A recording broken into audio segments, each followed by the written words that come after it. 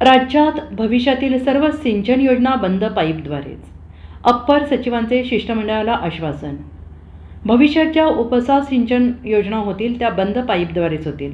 तसेच वाढीव पाणीपट्टीचा फेरविचार करण्यात येईल असं आश्वासन जलसंपदा विभागाचे अप्पर सचिव दीपक कपूर यांनी शिष्टमंडळाला दिले. वाढीव पाणीपट्टी आणि वीज दरवाढीबाबत 15 दिवसात निर्णय घेण्यात येईल असंही ते म्हणाले.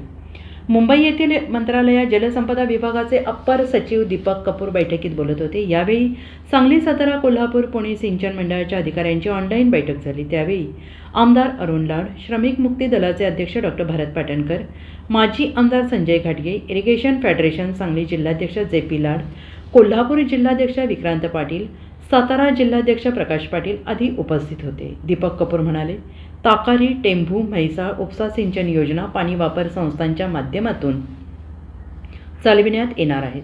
यासाठी शेतकऱ्यांनी मदत करण्याची गरज आहे.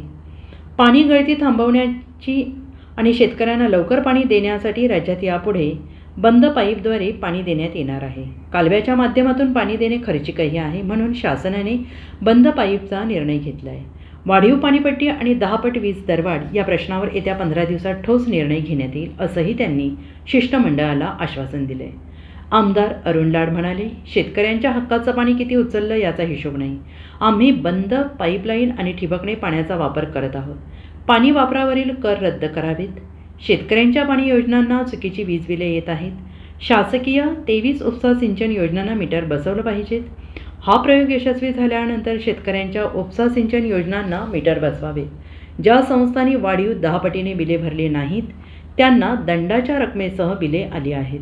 वाढीव बिले त्वरित रद्द झाली पाहिजेत अशी भूमिका सुद्धा त्यांनी मांडली आहे. Bureau report, SBN Marathi, Sangli.